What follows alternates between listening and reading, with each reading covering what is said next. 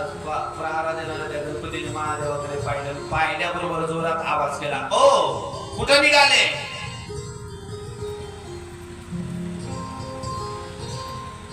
महादेव म्हणले, नुसता दिसायला सुंदर दिसतोय, बोलायला तर अवघड दिसतोय.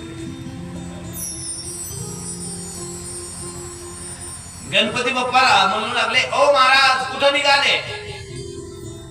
भगवान शंकर म्हणले, बापरे,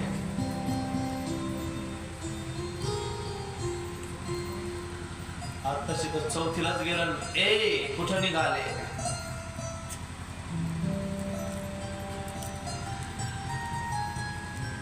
आणखी तर नोकरी लागायची, छोकरी यायची, म्हणले चौथीलाच एवढा मोठा आवाज, आणि एवढ्या आवाजातून महादेव समजून गेले की गणपती काय धोरणात राहिला. मी गणपतीचं सांगतोय, तुमच्या घराची ओळख तुमच्या घरातली भाषा आहे. तुमच्या घरातले संस्कार काय ते फक्त 5 मिनिट संवाद साधला की घर कोणत्या क्वालिटीचे, कोणत्या विचाराचे, 5 मिनिट बोलल्यानंतर कळतं घरात काय संस्कार आहे. घरात एंट्री केली, जेवायला बसल्यावर कळतं घरात काम करण्याकरता मदत कोण करतं. ते काम फक्त मुलीच आहे, मुलाच काही काम नाही.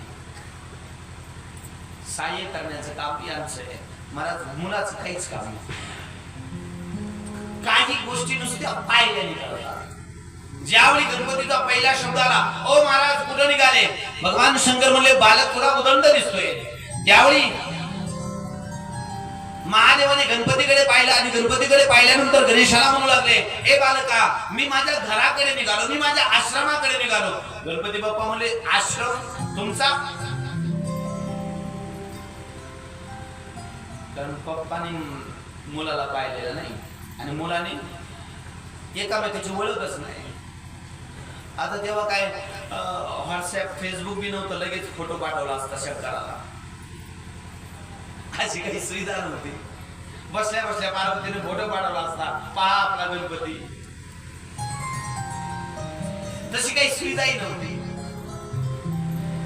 महादेवाने महाराज गणपतीला पाहिलेलं नाही, गणपतीने महादेवाला पाहिलेलं नाही. ज्यावेळी महाराज गणपती बोलू लागले त्यावेळी बालकाची भाषा थोडी उदंड वाटली, थोडीशी संस्कारहीन भाषा वाटली. त्यावेळी गणेशाला सांगितलं, ए बालका, हे माझं घर आहे, हा माझा आश्रम आहे. त्यावेळी गणपती बाप्पा म्हणले, हे तुमचं नाही, हे घर माझं आहे. शाब्दिक वाद सुरू झाला. शाब्दिक वादाचं रूपांतर भांडणामध्ये आणि भांडणाचं रूपांतर युद्धामध्ये.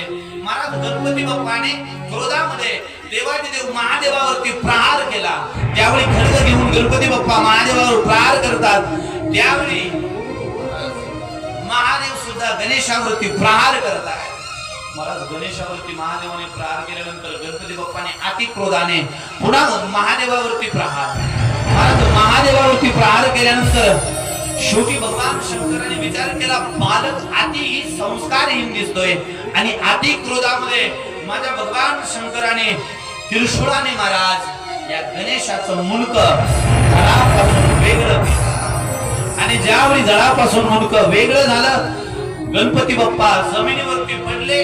महाराज मोठा आवाज कानावर पडला आणि त्याच वेळी पार्वती पळत पळत बाहेर आली. त्यावेळी पाहते तर मुलाचं मुंडकं धडापासून वेगळं झालं. महाराज क्रोधामध्ये सर्व पृथ्वी तर समाप्त करणार.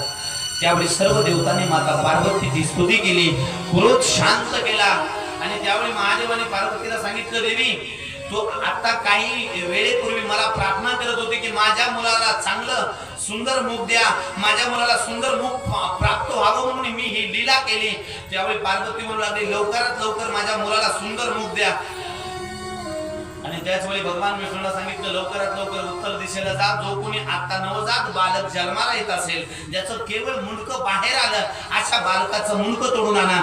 विष्णू भगवान त्रिशूळ घेऊन उत्तर दिशेला गेले आणि उत्तर दिशेला एक हत्तीने एका सुंदर बालकाला जन्म देत होती. मला त्याचं मुंडकं बाहेर आलं आणि जसं मुंडकं बाहेर आलं तसं विष्णू भगवंताने